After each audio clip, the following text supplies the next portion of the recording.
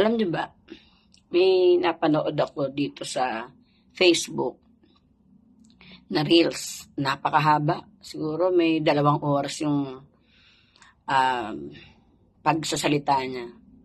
Ang topic niya tungkol sa AI. Kayo ba, ano ang tingin niyo sa AI? Napadali ba nito ang ating buhay? Oo, siguro napadali buhay natin. Lalo na't meron kayong ChatGPT sa inyong cellphone. Malaking tulong talaga ang ChatGPT. Kasi nakakagawa kayo ng video,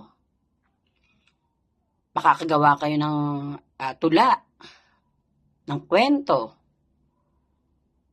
Basta, napakarami. Ang dami pang application sa Google Play o sa App Store natin. Napakadaming mga application na pwede nating gamitin. Pero alam nyo ba, nabanggit din doon na darating ang araw. Sabi pa nga niya, naging specific pa nga siya na sa 2030, maraming mga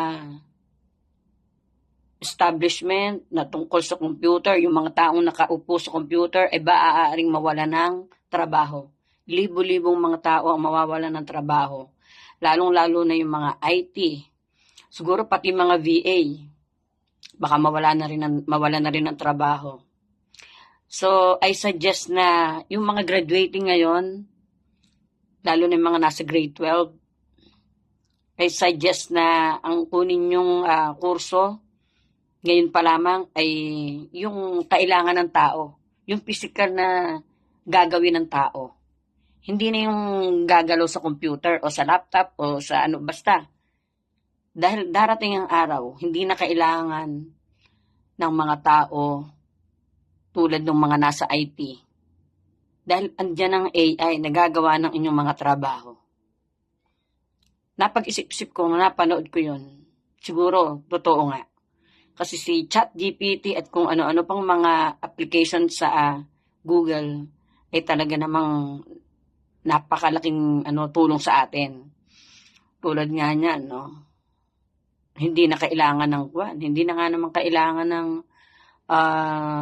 tao. Kasi si ChatGPT itong application na to ang gagawa ng mga trabahong ginagawa dati ng mga tao sa computer. Meron na talagang application o meron na talagang apps na gagawa ng dating ginagawa ng tao sa computer. Kaya yung mga yung mga graduate ngayong grade 12, mabuti pa ang kunin yung mga kurso ay yung teacher. Yeah, pwede. Mag-aral kayo ng nursing, aircraft mechanic, pagdodoktor, engineer, farming, agriculture. Kasi tao ang gagalaw dyan, hindi AI ang gagawalaw dyan. Ha? Oo, darating ang panahon, may mga robot na ring gagawa niyan, pero napakalayo pa noon. Baka patay na kami, wala pa yon. Kaya kung ako sa inyo, yun ang gawin ninyo. Yun lang may suggestion sa inyo. Kasi base sa aking sa aking din mga observation, ganun ang nangyayari. So, mabuti pa nga ganun ang gawin natin. Lalo na kayo, mga graduating sa grade 12, yun ang ko sa inyo. Yun ang inyong technical. Mag-aral kayo sa TESDA.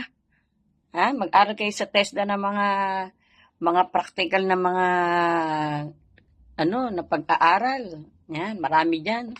Kaya yung mga hindi naka-graduate diyan ng college, sa TESDA, mag-aral kayo doon at humingi kayo ng inyong mga certificates at gamitin nyo, no? Para maging productive tayong lahat, no? So yun lang ang suggestion ko, yung mga graduating ng grade 12 kayo ay mag-aral kayo ng mga trabaho na hindi kailangan ng computer. Yung katawan nyo ang gagamitin nyo sa paghahanap buhay nyo. Physical na gawain, physical na trabaho ang inyong gagawin. Kasi sa totoo lang, talagang napakabilis ng ating ng panahon, no?